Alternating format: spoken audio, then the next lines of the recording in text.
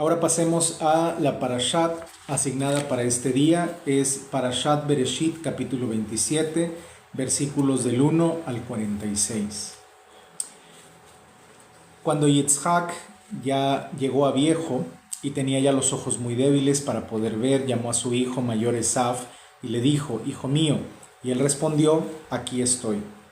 Y él dijo: «Yo ya estoy viejo y no sé cuándo pueda morir. Toma tu equipo, tu aljaba y tu arco, sal al campo y cázame alguna presa. Luego prepárame un plato de los que me gustan y tráemelo para comer, y yo te daré mi más ferviente bendición antes de morir». Rivka, que había estado escuchando cuando Yitzhak le hablaba a su hijo Esaf, después que Esaf salió al campo a cazar algo para traer a la casa,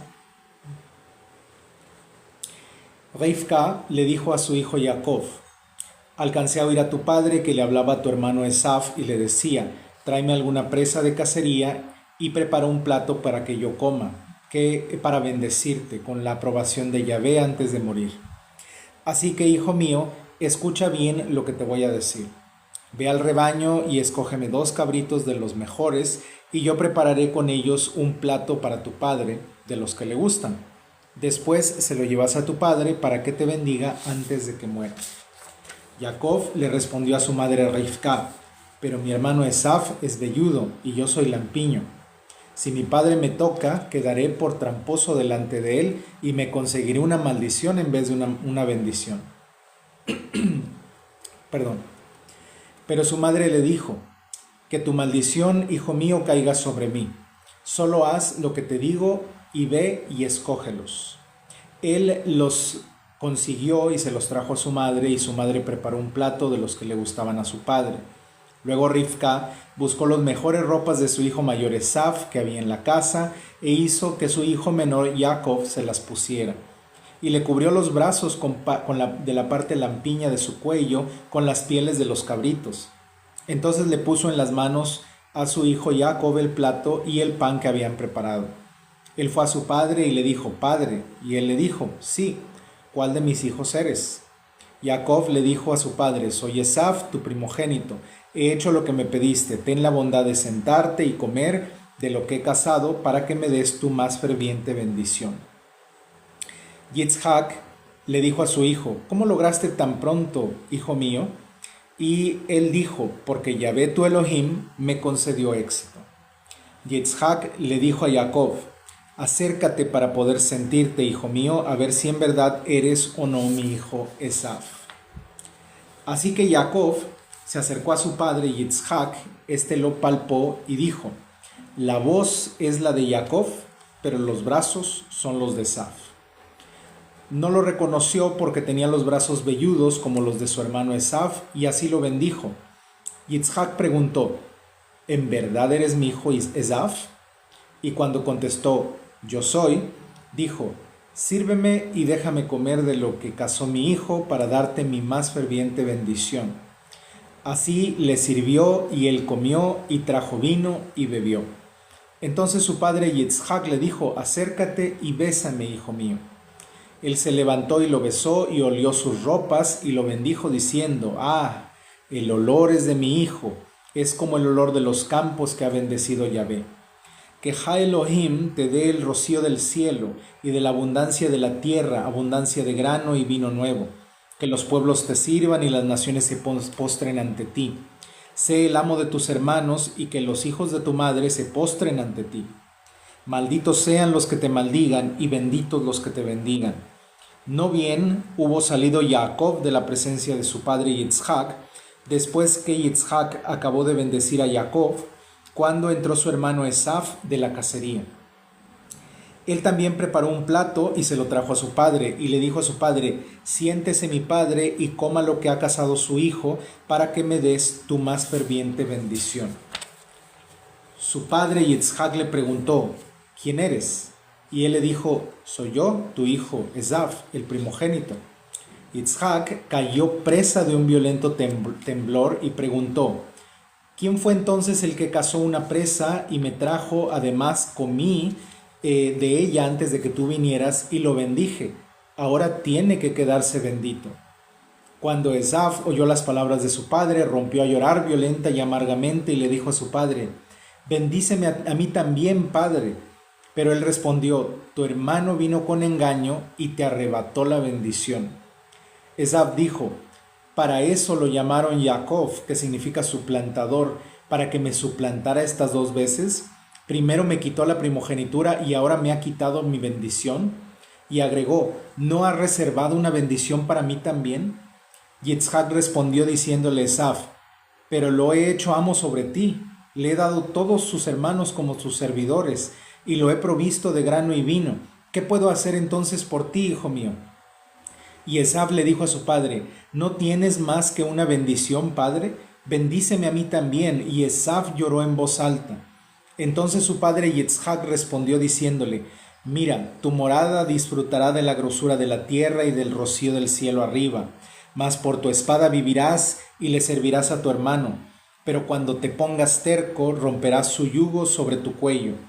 Desde entonces Esaf abrigó rencor contra Jacob a causa de la bendición que le había dado su padre.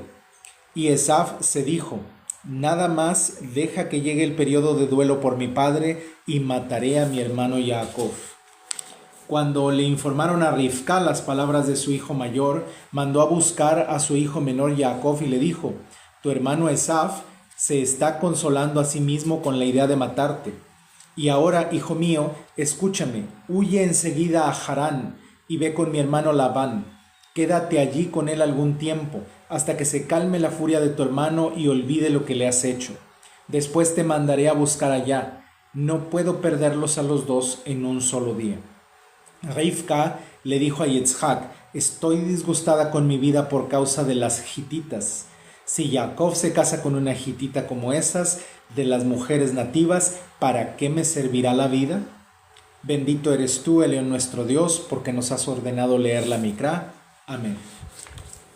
Muy bien, hasta aquí la parashat de Bereshit, capítulo 27, versículos del 1 al 46. Pasemos ahora a la explicación de Rasha, Génesis 27, del 1 al 46. Hoy nos reunimos para reflexionar sobre uno de los capítulos más intensos y dramáticos del libro de Bereshit en la Torá. Génesis 27, el relato en el que Rivka o Rebeca y Jacob engañan a Isaac, para obtener la bendición designada originalmente a Esaú. Este pasaje es rico en dimensiones teológicas, éticas, históricas y hasta psicológicas. Si lo observamos desde una mirada evionita, en busca de la verdad en la integridad, la justicia y la sencillez de vida conforme a la voluntad de Elión, descubrimos una enseñanza profunda sobre la fragilidad humana y la fidelidad divina. El capítulo comienza con la frase: «Y sucedió que cuando Yitzhak envejeció y sus ojos oscurecieron, de modo que no podía ver», dice el versículo 1. En hebreo el verbo batijena o batijena alude no solo a una ceguera física, sino también a una ceguera de discernimiento. Es decir, Isaac ya no podía razonar bien. No es casualidad. En la literatura semítica, la vista está ligada al juicio moral. Yitzhak, aunque justo, se había dejado seducir por el carácter viril y cazador de Esaf, sin ver la dimensión espiritual más profunda que Rivka percibía en Jacob.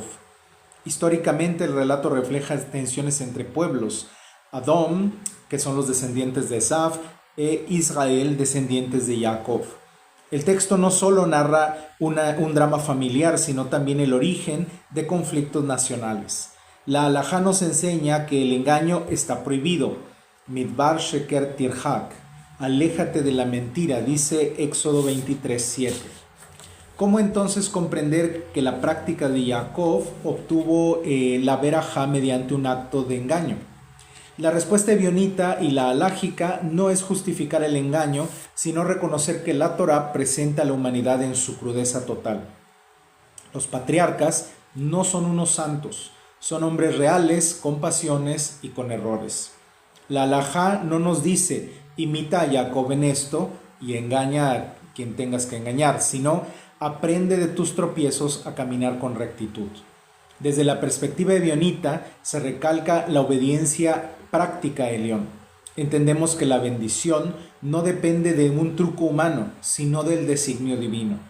Jacob hubiera recibido la elección de Elohim sin necesidad de engañar, porque la promesa ya había sido declarada a Rivka desde el vientre: el mayor servirá al menor, dice Génesis 25:23.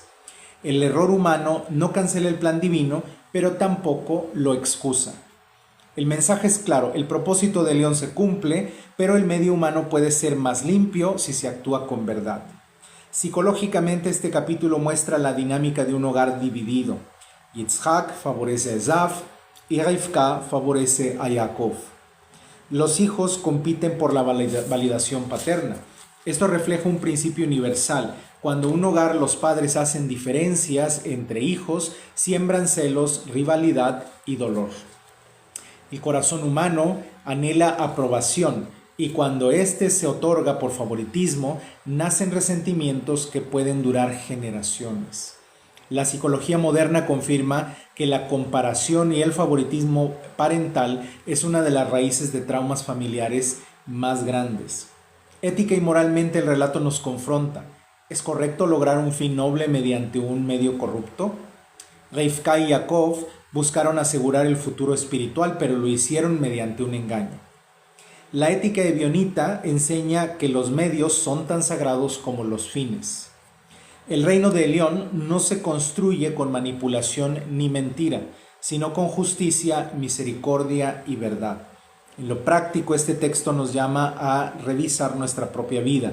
¿Estamos actuando con integridad en nuestras familias y comunidades?